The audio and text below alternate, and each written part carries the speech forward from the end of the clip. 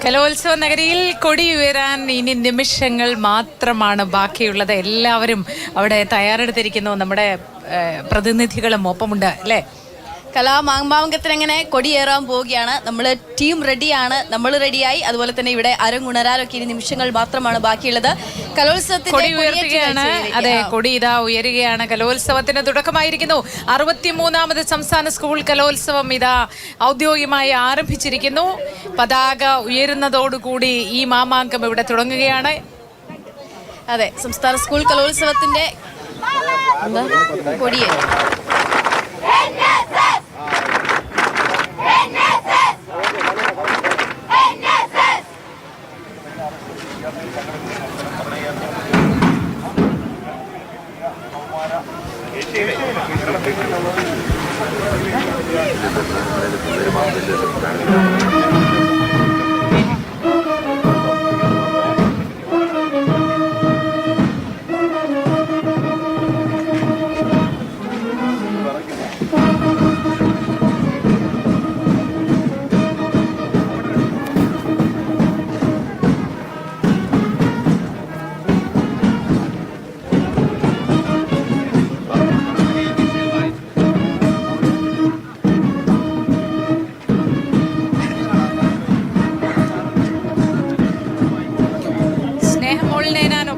ചേരുന്നുണ്ട്.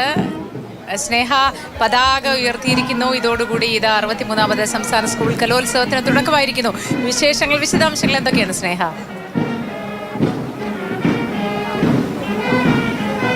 മോത്തി, ഏതാനും നിമിഷങ്ങൾക്ക് മുൻപാണ് ഈ കലോത്സവത്തിന്റെ പതാക ഉയർത്തൽ ചടങ്ങ് ഇവിടെ നടന്നത്. പൊതുവിദ്യാഭ്യാസ വകുപ്പ് ഡയറക്ടറാണ് പതാക ഉയർത്തൽ ചടങ്ങ് നടത്തിയത്.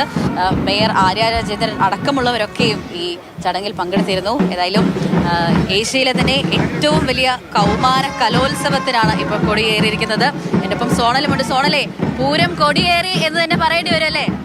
തീർച്ചയായിട്ടും അനന്തപുരിയുടെ പൂരത്തിന് കൊടി ഏറിയിട്ടുണ്ട്. നമുക്ക് കാണാം, അല്പസമയം മുമ്പാണ് പൊതുവിദ്യാഭ്യാസ ഡയറക്ടറുള്ളവർ ഇവിടെ എത്തി പതാക ഉയർത്തിയിരിക്കുന്നത്. അല്പസമയത്തിനകം മുഖ്യമന്ത്രി പ്രധാന വേദിയിൽ ഉദ്ഘാടനം നടത്തും. അതിനുശേഷം പ്രധാന ഇനങ്ങളൊക്കെ ഇന്നാണ് എന്നുള്ളതാണ് ഏറ്റവും പ്രധാനപ്പെട്ട കാര്യം. എന്തായാലും ഗ്ലാമർ ഐറ്റംസിൽ തന്നെ തുടങ്ങി കത്തിക്കയറാനുള്ള ഒരു രീതിയിലേക്കാണ് കാര്യങ്ങൾ എത്തുന്നത്. നമുക്ക് ചുറ്റും കാണാം, SPCയുടെ വിദ്യാർത്ഥികൾ ഇപ്പോൾ ഇതാ സല്യൂട്ട് നൽകിക്കൊണ്ട് ആദരവ് അർപ്പിക്കുകയാണ്. അതിനുശേഷം ഈ തൊട്ട് മുൻപിൽ തന്നെയാണ് നമ്മുടെ പ്രധാന വേദി. അവിടെ വെച്ച് ആ കൊടി ഏറുകയാണ്. അതായത് ഔദ്യോഗികമായിട്ടുള്ള ഉദ്ഘാടനമാണ്. ഏകദേശം നമുക്കറിയാം 200-ൽ പരം ഇനങ്ങളാണുള്ളത്. അതിൽ 44ഓളം വിദ്യാർത്ഥികൾ ആദ്യഘട്ടത്തിൽ തന്നെ അണിനിരക്കും എന്നുള്ളതാണ് അറിയാൻ സാധിക്കുന്നത്.